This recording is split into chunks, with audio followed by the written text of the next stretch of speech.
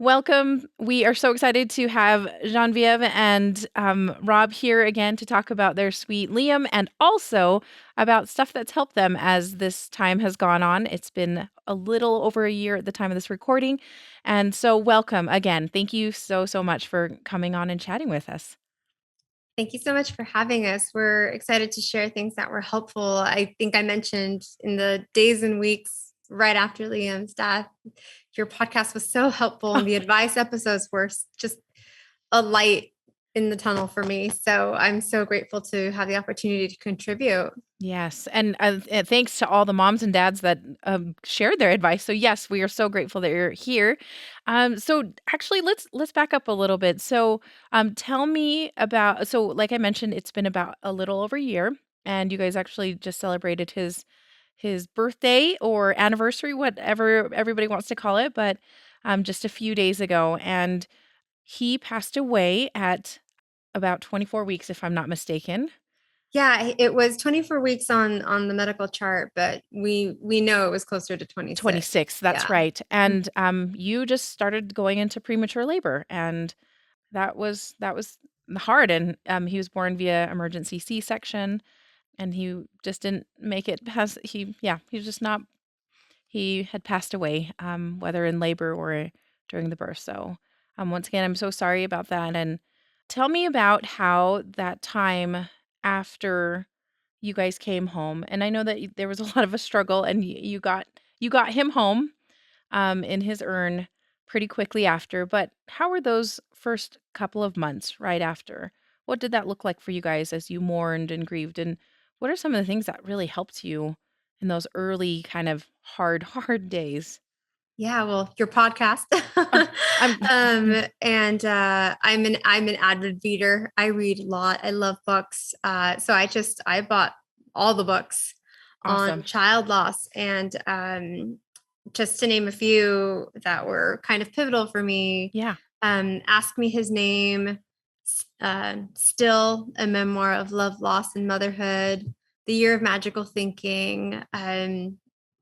Empty Cradle. I think everyone's read Yeah. Empty Cradle. Mhm. We've Yeah. kind of been in this boat.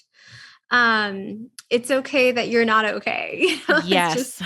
there's a lot of reading happening, and I think some of the important things that kind of gleamed from that was a lot of tools, and I Mm. think just kind of learning the skill set to navigate the onslaught of devastation and heartbreak, and I think having those voices of people who went through it and having advice episodes like this one really just was so helpful.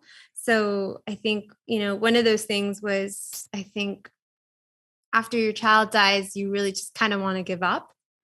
Yeah. You just want to hit the pause button or the stop button and just stop living. Um, and I think for me, I kept coming back to, well, who's Liam's mom? Mm. Right. So, is Liam's mom the person who gives herself a minute of the day to really feel it and then get back up? Or is Liam's mom the person who's sprawled on the floor, Mm. weeks at a time? And I honestly feel however you need to process, do what you need to do to process. But for me, my driving force was I am going to be Liam's mom for the rest of my life. Who is Liam's mom? Who do I want that person to be? And who would have made my son proud? Yeah. Um, and so for me, that was the big motivating factor to getting up in the morning and showering and eating. And Yes. really just, I guess, coming back to life. Um, so I think as a personal motivation, that was really helpful. And then I was, so lucky and grateful to have a good support system. I had Mhm. midwives who were checking in on me physically and mentally and emotionally. I had Rob who was by my side, all the time. And whatever I needed, he was there for me. He let me talk until I couldn't talk. He let me scream until I was done screaming, cry until I was dried out. Just having someone who just let me process how I needed to process for as long as I needed to process Yeah. was an incredible respite and an incredible comfort for me. Um, Really just a nice safe space. yes. It's a credit to you, Rob, because I feel the same way about my husband is that he let me be a hot mess for several I would say several months. Like, there were times when I just could not stop crying, or, Yeah. like, other times I was like, I'm just gonna be numb for a little bit. I'm just gonna watch TV and not do anything, and so it's a credit to you to Mm. allow, Jen to have that space, I guess. Uh, I mean, I don't know where it came from because before Liam's death, I would have said I had no emotional intelligence whatsoever. Like, uh, but yeah, somehow in this I found a well of it, and I think part of it is just understanding that um, the hot mess, it comes and goes in waves, but um, it there there is a light at the end of that tunnel. It is an important part of processing that grief, um, and the only way to make it better is to you know to live through it. Yeah. Mm. Yeah. And I think that's such a great insight because it's not an insight that everyone has. Your friends Yes. and family want to support you and they want to be helpful. And it's just sometimes they just kind of miss the mark. And I remember reading one of my books, one of the authors was like, just tell them what you need. And I thought that's so simple. And yet, yes, okay. So when, someone, a loved one says something or does something or is trying to be helpful and Yep. they don't quite get there, I found myself saying, what would be helpful is X.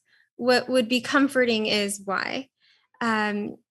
Just giving examples and things I specifically needed so that they're not left guessing. Because, I think, we live in a culture where bereavement and grief aren't really well understood. And Mm-mm. it's crummy that it lays on us to educate people. But I think the aftermath is so much better if you just say, look, this is what I need. Yep. Yes, I I just want to point out how important that point is, just to because we're let's be honest, we're terrible at guessing what other people want. And so we might as well try and help them out. And that this is just a general rule of, like, this is a rule that my husband and I have, just like it's like, I'm not gonna know if you want flowers. You gotta tell me you want flowers or whatever, right? Like, that kind Yeah, of thing. yeah, But then there's other times where you're just like, I just need a meal. Like, I can't keep my crap together to, like, go shopping and make a meal, and those are the things that you could yeah. easily ask for, and people will do it because I think that people want to help, right? They want to help in this situation. Yeah, And and they just don't know how. yep. So I think, one of our loved ones stayed really quiet and didn't Mm, reach out for like a month and didn't really say anything. And, one day I think I reached out and said, it's kind of painful that I haven't heard from you. oh, mhm, And they explicitly said, I just don't know how to help, what to say, what to mhm. do. And I gave them a list. These Good. are the things you can do. This is how you can help. This is what you can say. And they've been wonderful since Yeah. because the want is there. Mhm, It's just not the know how. And it's, I think, just one of those things. Rob said something to me a while ago, was like, you have to remember they're trying. It's like, mhm. right, right. They are trying. And that's Yeah. kind of the highlight there. I one other thing I wanted to point out, your, relative or friend that hadn't reached out, that happens a little bit more than it's like, it's surprising because you think people would be ready, but it really is, we live in a culture that is not great about teaching how to help people through, grief and mourning and that type of thing. So yes, give people a break. They might be trying. They might be just trying in their heart, like maybe paralyzed with fear that they're going to say the wrong thing. So Yeah. And I guess it also, I mean, in my specific situation, it kind of helps that I'm very much like not going to hold my tongue. So if I have something to say to you, I'm just going to come out and say it. So, not everyone has that security in a relationship to be able to say, hey, you're hurting me. Yeah. What your behavior is doing is hurting me. But I think if that relationship is important enough, I think you're willing to do it, even though you're the one kind of taking on that burden. So, Yeah. I just think it's one of those things where if one person doesn't say anything, the other person doesn't say anything, and then that's kind of it, Yeah, the time has passed. It feels kind of awkward if it's brought Yeah, up again, yeah. Just yeah, say it, right? I mean, like, yeah. Just come out. just come out. Just say it. Ask for what you need. And I think that's a Yeah. nice act of self-care to Yes, state what you want or state what you need at that time. absolutely. I think, yeah, what was it like after the immediate after? I think, to be totally frank, it's just me just trying to get through the day. I think a lot of us who go through it we're just trying to, at first it's like, just get through the few minutes, just get through the first hour, just get through the first day. And I found it really helpful to have a goal in mind. Like I think I shared in my episode, for me, it was really important to have my son back physically with me. So having that goal to work at every day and having that thing to do every day for me was kind of a big deal. And there was this one book, I think it was by Zoe Clark Coates, Saying Goodbye. And she had 90 days of support. And so every day was a way to kind of support yourself and practice self-love and self-care. Oh. And having something to do, like I said, a goal in mind every day. So, okay, the first week was I need to get my son back. The second week was going through that book. So one day was, write something you remember about your son and you loved about your son, and you kind of bask in this little love space. And another day would be a different task. So I think those little motivating factors, at least for me, were really helpful. Small moments in a sea of, devastation and heartbreak. Yeah, just something to kind of focus on. I think that is so good. And I mean, when you even said, my goal that day was to take a shower or to eat something. And I mean, that is because when you're so early in your grief, at least it was for me, it was hard to like eat something. It was just like, I just don't feel like it. I've cried so much. My Right. stomach is full of tears. And so I don't feel like eating. And so, Yeah, absolutely. it's difficult. Robert, how about you? What was that like? I know that you were a huge support, but there had to be some. Oh, it probably was a little rough for you too, I suspect. Well, yeah. I mean, I hadn't just had surgeries, so I was the True. one who was up and about and was, just trying to keep the house together and, just doing all the things we would normally do on top of, uh, trying to be a support to Jen. Once Jen's mom was able to get out here, I think I actually went back to work, just half days, but it was pretty quick. Was there anything you found helpful in those early days?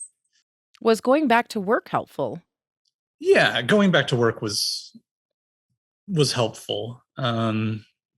It was one of those things where I think I probably felt bad about it on some level, that I felt like I was ignoring, what had just happened. Right. And I that certainly isn't fair to myself or to, anybody else who, would be, trying to find other things to distract them. I think I think it's important to have other things in your life beyond the grief, but obviously at the start, that's going to be nearly impossible. Yeah.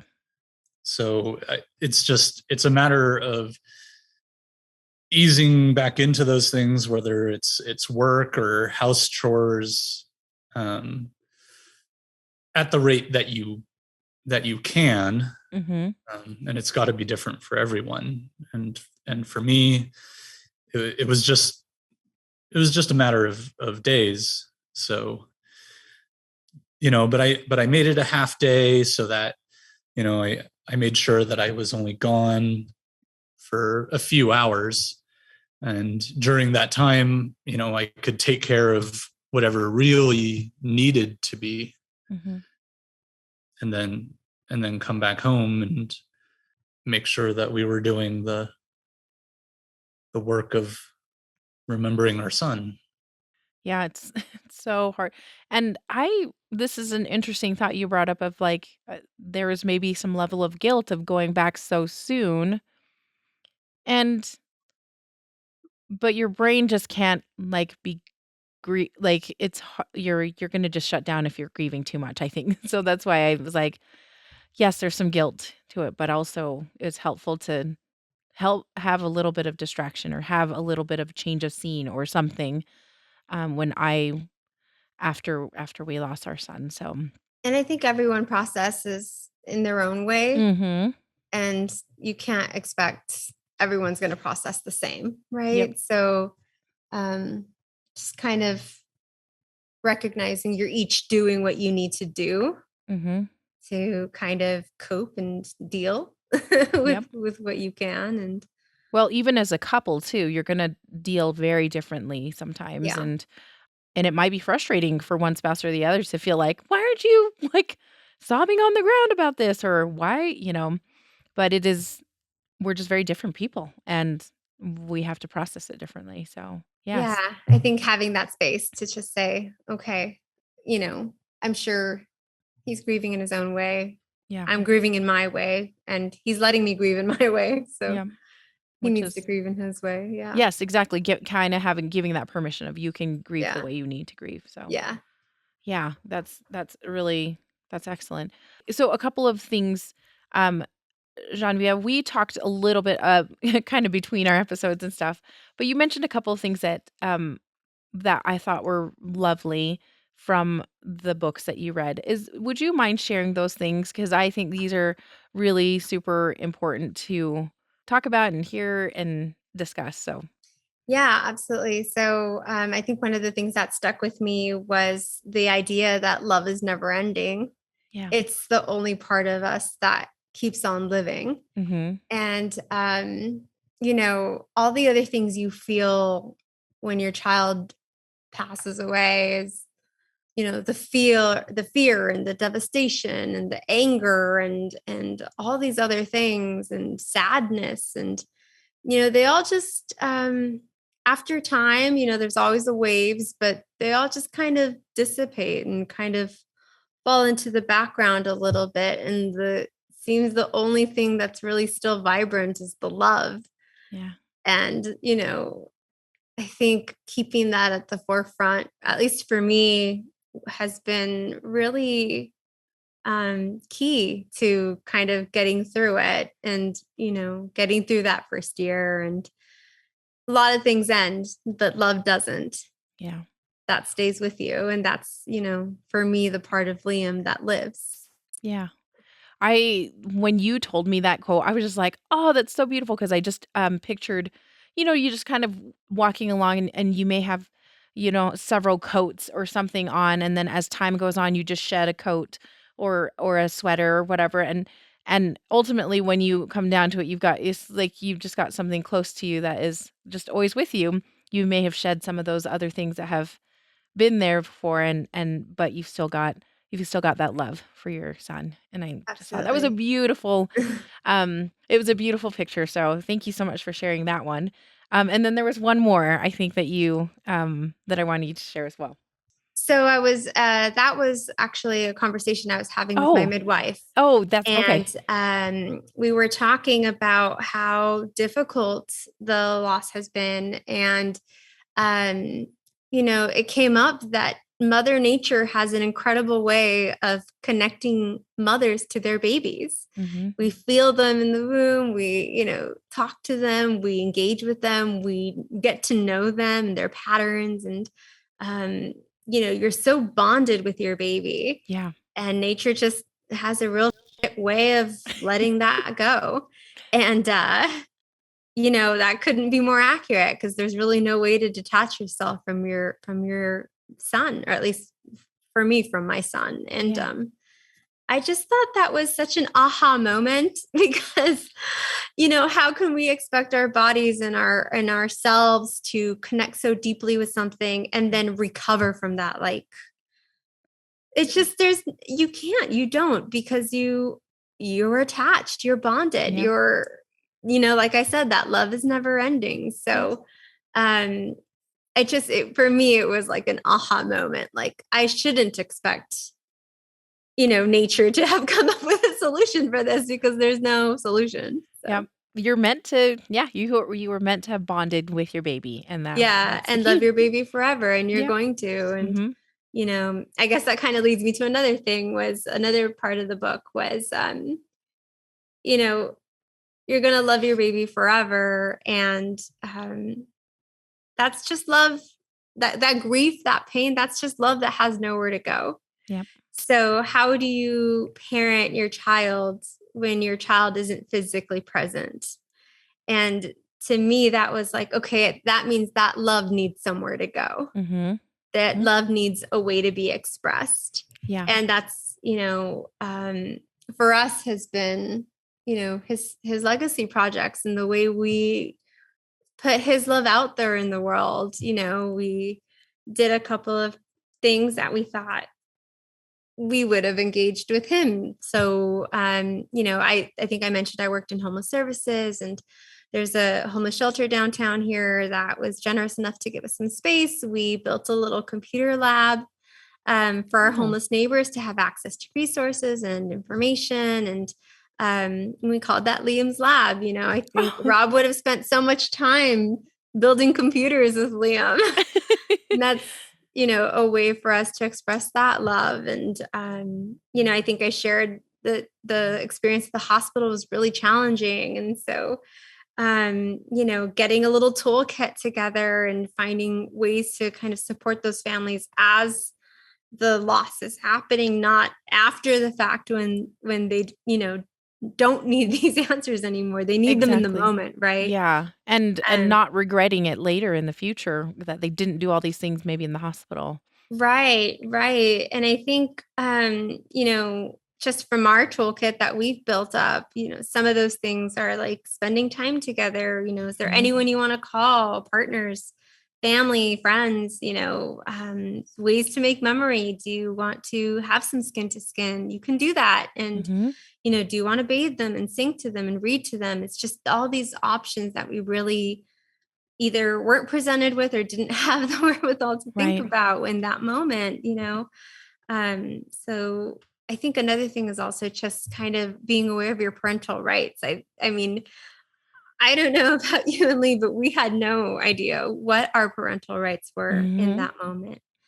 Um, so that's something we're building into our toolkit. You have the right to spend that time with your baby. And um, in this, certain states have different regulations, but that's something that, you can find out. And some hospitals will have a cuddle cot. You can ask for that. You can Yep. ask for the cooling blankets. You can, if it's not offered, you have the right to ask for these things. And there's just so much about it that I think we were left just not knowing in the moment. Yeah. So I think for me, that's a big way of expressing, my love for Liam, is ways to make the world a little bit better. And I think, building that little toolkit would do that for some family. Yeah. Yeah. I kinda wanna expand a little bit about this toolkit because I thought when I heard about it was really cool. Because like you said, there are some hospitals that are well equipped. They have regular training on like these situations where like bereavement, stillbirth, infant loss, the nurses, the staff are well trained. And in your case, that did not happen. And so Jen is actually building a toolkit that will go out to and hopefully educate staff members and people that will be interacting with other lost parents in the future. Because, you really don't have a brain. You're in so much shock, and to have something where it's like, "Oh, I could do something like this," and having, like you said, nurses and other staff members help and encourage and like, "You can ask for this." It's just I think it's so cool. So, I will put a link in show notes and in the description box so that we have a little bit more information on that if that's something that you need in your area too, because we don't want those moms and dads to feel like they just gave birth to their baby and were, pushed out the door and like didn't get to do anything with their baby. So I think that's really cool. Um, Yeah. And I think the dream is, for the reality is that not every hospital has the same policies, not every state has the same policies. And there's so much variation just even within one county. yes. So I think my dream would be to see someone see this toolkit and say, oh, I can adapt that for my city, my town, my county, my Yes. hospital, and adapt it, make it fit for what you need it to fit for. And for people to use the information they can use and discard the things they don't find helpful. Because, I like to think that Liam would have grown to be the kind of person who wanted to make the world just a little bit better. Yeah. That's so cool. You also, I wanted to ask both of you. So you mentioned one of the things in this book was about how to parent your child after they've passed away, and I've brought that up with several of my friends that have not experienced a loss, and they're like, "What? What is that? I don't understand that." Yeah. So, for those who may not understand what that means to parent your child after loss, what does that look like for the two of you? What feels good in parenting Liam?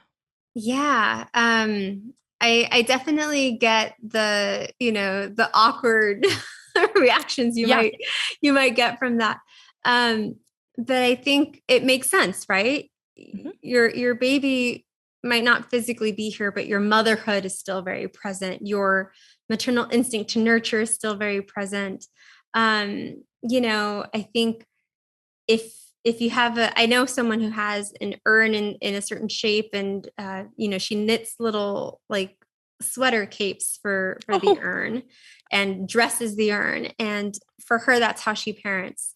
For me, Liam's urn is in our bedroom, so every morning I wake up and I talk to him and I hold him and have a moment. And every 11th of the month is a special day to us now.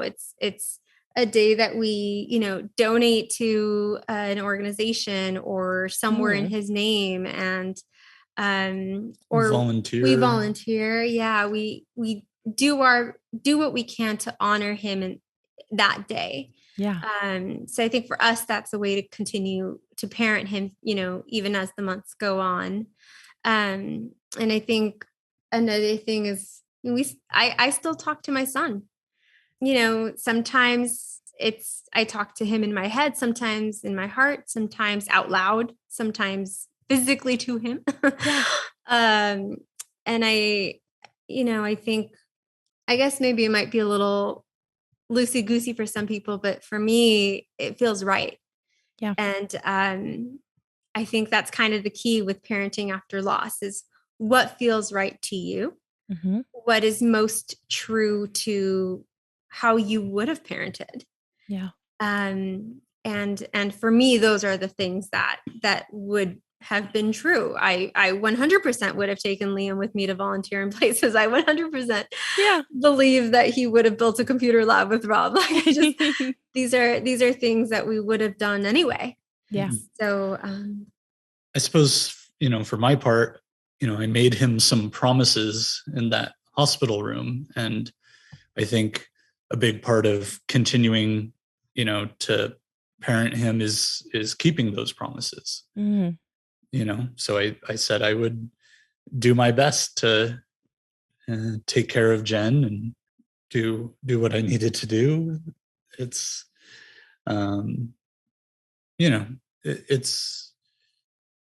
it's little things, little promises that, and to some extent, are just for me and him to know. But it's a way that I keep his memory alive. And we also do some things that are easier, like when we're doing puzzles, we think of him, because when he was alive, we were in the middle of doing a very large puzzle. Yeah. Well, the pandemic will do that to you, Yeah, right? that's true. That's true. We puzzled so much. We did do a lot of puzzles, and I think, continuing to do them, even though now we're more or less back to our normal lives. The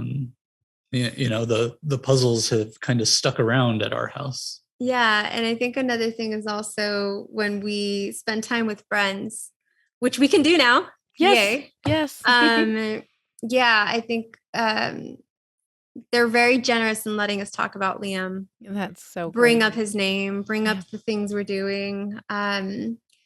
It's not quite parenting, but I guess it's an engagement. We have a friend who was very generous and made a donation and dedicated a garden at a transitional housing community in Liam's name. And so just having those ways to still keep him around, talk about him, engage with him, and knowing that our innermost, loving circle is also thinking about him and also talking about him. I think for us is a kind of a way to parent too, because when you're a parent and you gather with your friends, you talk about your kids. You talk about your kids. That's what happens, and it's just natural, I think. Yeah, exactly. So I think those are just kind of a bunch of little ways we keep parenting in our way. That's beautiful. Now, Rob, you mentioned something I want to follow up on. So you mentioned you made a promise to him to take care of Jen for like a year after, and I think that's really a sweet to make sure that you take care of her. That because I know my husband Lee was just that way. He really made sure that I was doing okay, and so I appreciate that. Would you like to comment on anything else on that? Sure. Sure. The taking care of her is forever, but yes, of course, yes, but very, very intentionally making sure she is okay. Yeah, but you are right.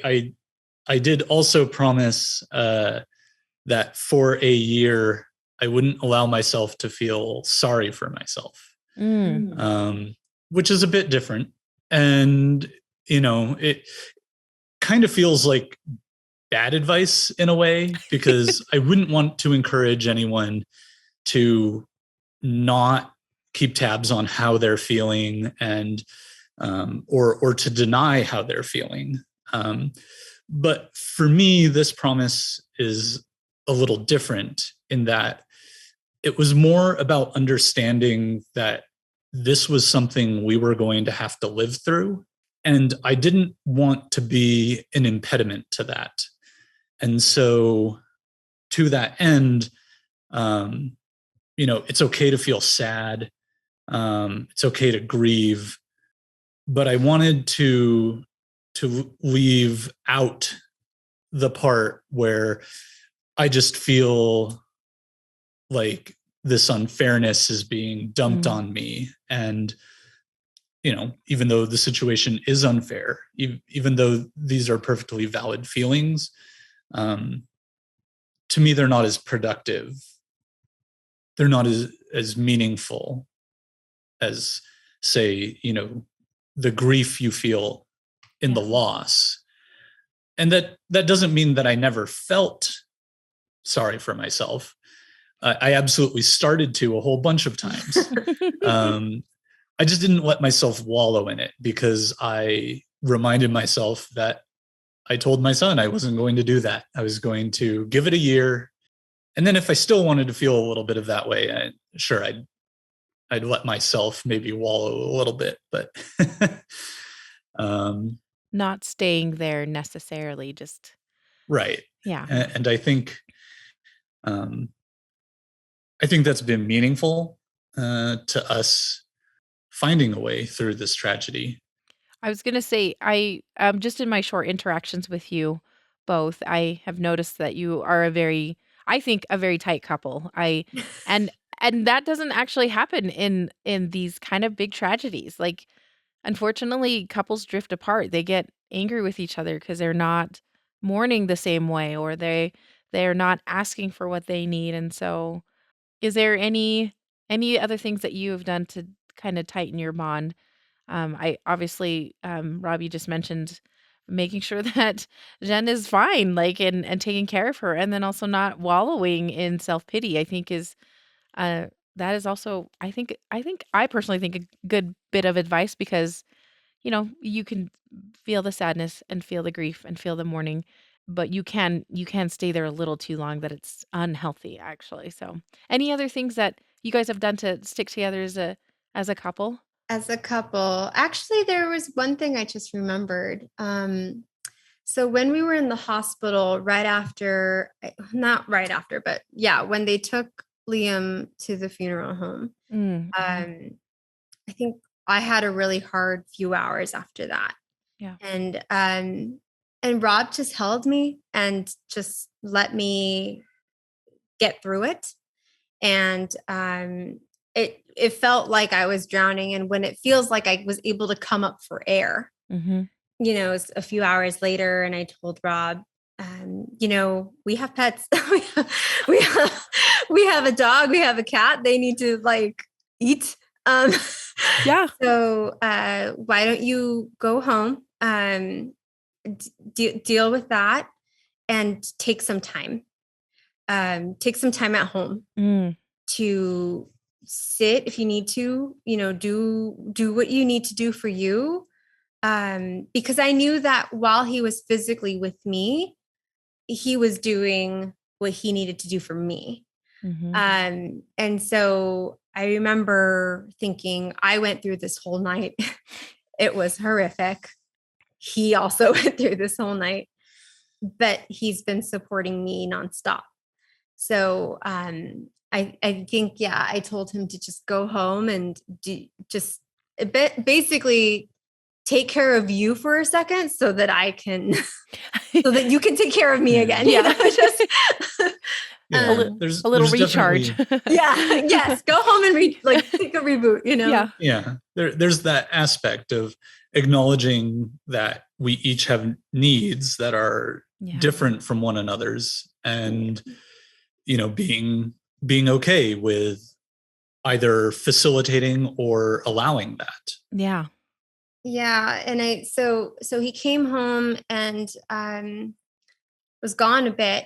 And I think I messaged him at that point and was like, okay, I need you again. And he was like, okay, I'm coming. And so it was very much like, okay, I'm tapping out. You're on deck.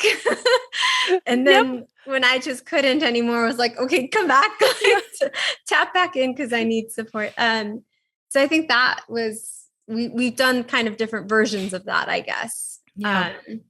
When I'm at my lowest, he's kind of tapped in and taking over when he's feeling low, and I'm tapped in and I'm Right. on. And And big part of why I did that year was because I knew that early on there was going to be a lot of moments where I had to be the vanguard on Right. any number of things that in our lives would have generally been Jen's purview. yeah. Yeah, that's really I like your little promise that you made to Liam about that, and then I just like this idea of like, okay, handing it off. Okay, it's your turn now. Please help me. I just like the idea. It's a very teamwork oriented. I think a Mhm. lot of couples don't really think of it that way, of like kind of handing off, like, I need you to show up now. I need you to show up for the both of us, and then okay, it's your turn now. And that's really just a beautiful relationship that you guys have. I just think it's really Well, cool. thank you. And for the record, I had hard days too, so it wasn't always just one way. Yeah. Yeah. But no, I mean, and that's definitely the case. We need our time to process this, and so I Yeah. think it's cool that you guys have taken the time. It sounds like, and are still continuing to take the time to grieve the way you need to grieve. So I think it's cool. I think it's really cool. A couple of last things that I like to ask as part of this.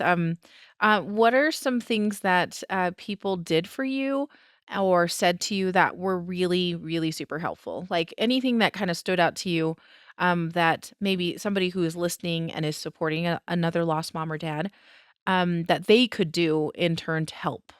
Yeah. So my best friend lives in Denver, and she was incredible in just letting me talk and sitting in that grief and sadness with me, not just next to me. Yeah. Having someone, I think, who will cry with you and be sad with you and have the bravery and vulnerability to sit in that low, low space with you was just so comforting to me. I have a really good friend here in the city who came over, brought food, and did the same thing, just cried with me and listened to me and asked me questions about Liam. And that was just so helpful. You know, you don't need a lot of people, right? You just need a village and little village. And just having people who would just come and sit in the sadness with you, Yeah. rather than, being distanced from it, I think for me was really healing in some ways. Yeah. Yeah. I like that distinction that you said, not they're sitting with you, not just next to you. Like it's not just somebody comforting you, like patting you on the back, but it's somebody Right. that is weeping with you and is they're involved in you. They're a part of your story and they want to Yeah. know all of what's happening to you. And not trying to make it better, because No, there's just yes. no way to make this better. Yeah, there's no way. Yeah. Unfortunately, that's not gonna happen, and so, I think letting people have that space to just be sad, because we have this culture, unfortunately, that wants to fix everything, right? Right, right. And You I gotta be think, happy. yeah, and acknowledging that you can't fix it, right? Yes. You just kind of need to provide that space for Mm, someone to feel it and process it and share what they want to and need to share. yeah. I think for me specifically, having such a traumatic, hard Mhm. evening, just getting it out of my system Yeah. was so pivotal. Yeah. I mean, that took a couple therapists too, I'm but having sure. good friends nearby certainly helped. Yeah, for sure. What about you, Rob? Anything that sticks out in your mind of anything that's been super helpful or anything somebody said or did? I mean, much in the same way, I'm glad that I've had supportive coworkers who, you know, have let work be an escape when I needed Mm, work to be an escape.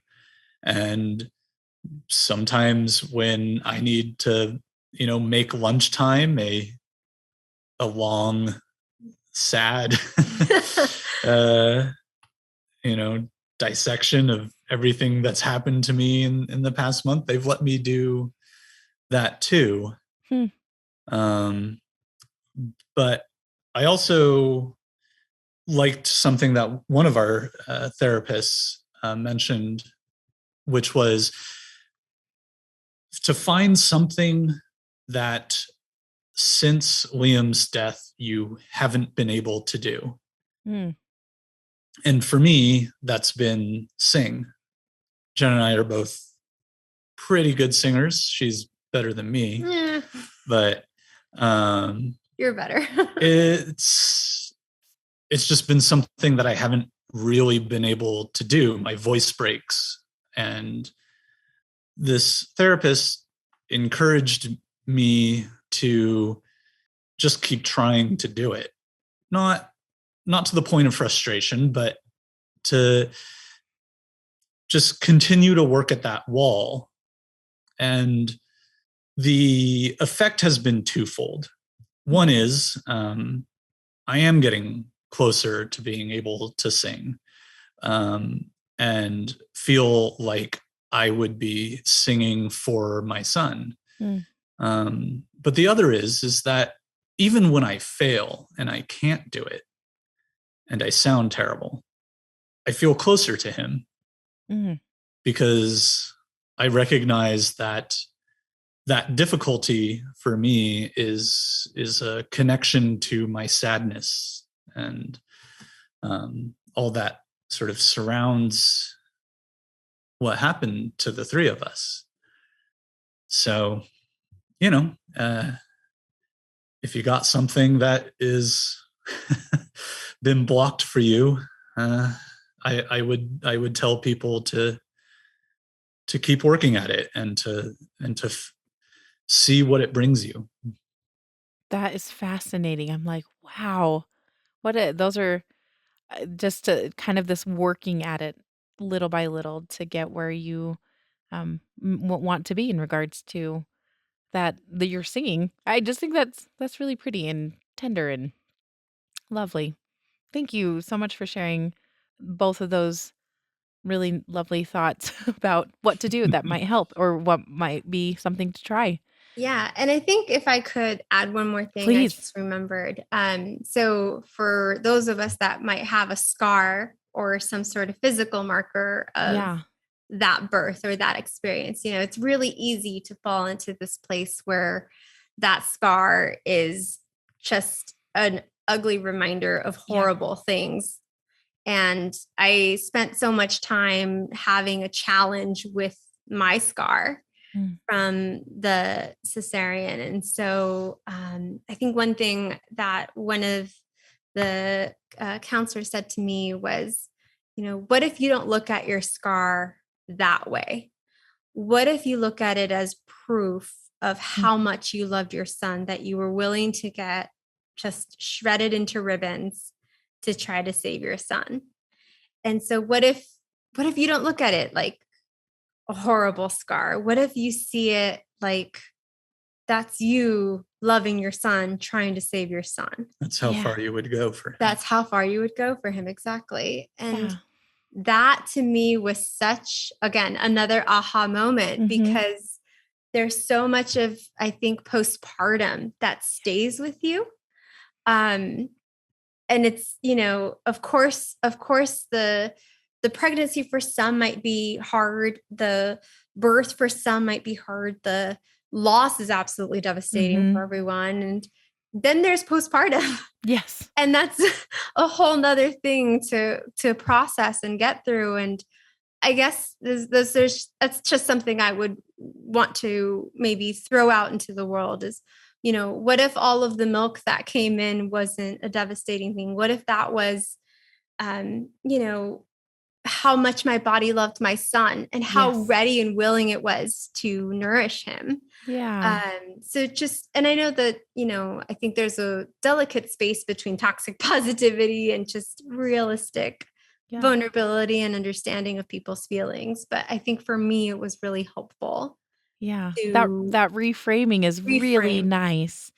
Like, just shifting that just a little bit so that it's like, "Yeah, my body did that." Like, I Yeah. went through that because I love him so much. Ugh, Right. that's Right. cool. And that doesn't negate the No. horribleness of it. Yeah. It's just it adds another layer. And I think if anything, grief is so layered. Yeah. So I think it just helps kind of balance out. Mhm. Some of the yeah. I just think that's beautiful, just that, like, additional evidence of your love. I think it's just beautiful. Thank you for sharing that. That's really cool. Okay, on the flip side, is there anything that you would recommend people not say or not do, um, that can be helpful that can be actually very hurtful to somebody that's lost a baby, that would add to their grief and add to their Yeah. sadness? I think know your audience Yeah. is kind of basic, right? I mean, I completely respect and leave space for people who practice a religion and find comfort and Mhm. joy in that. Um, Rob and I don't practice a religion. And Mhm. so getting a lot of he's an angel, God is with him. It just did not feel to me respectful of my parenting, of my motherhood, or of Right. my son. Yeah. So for me, that actually made things worse. Yeah. It fueled me with anger. Mm. Because that's not how I wanted to approach my son's loss. Yeah. And you can't control what other people say, but I didn't find that helpful. Basically, any language or verbiage that tries to fix the situation. Yeah. Yep.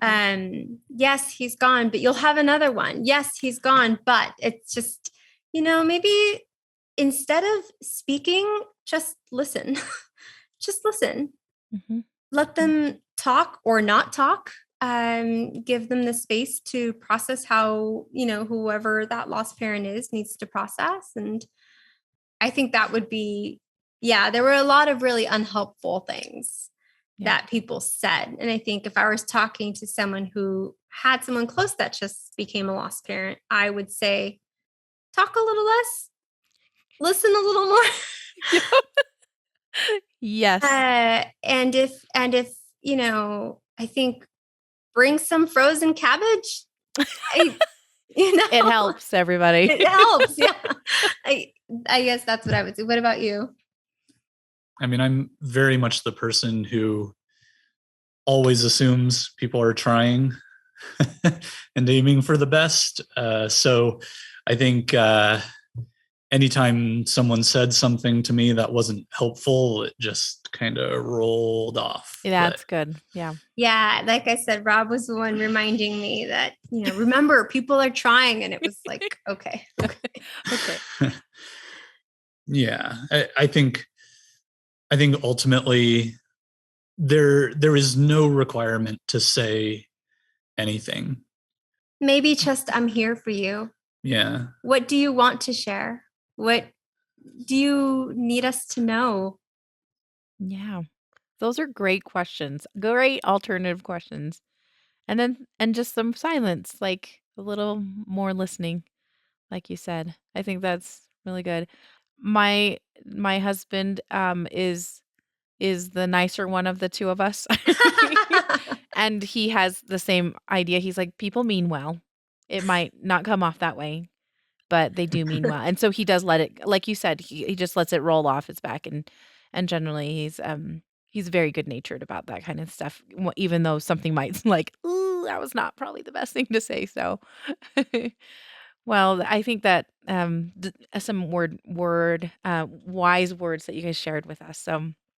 Um so I just as we close, I would love if you guys have anything else that I have missed that you would love to share about your grief or mourning or things that really just have helped your heart. I would love for you to share if you've got anything else you'd like to talk about. I think I'm sorry. I forgot one more thing. Let's hear it. Having our closest friends have kept checking in on us. Yes. Like I think I shared, I have a really good friend in Holland and she's Mhm. a whole 9 hours away and Yeah. I still get messages. How are you Oh. doing? How are you doing today? Thinking of Liam.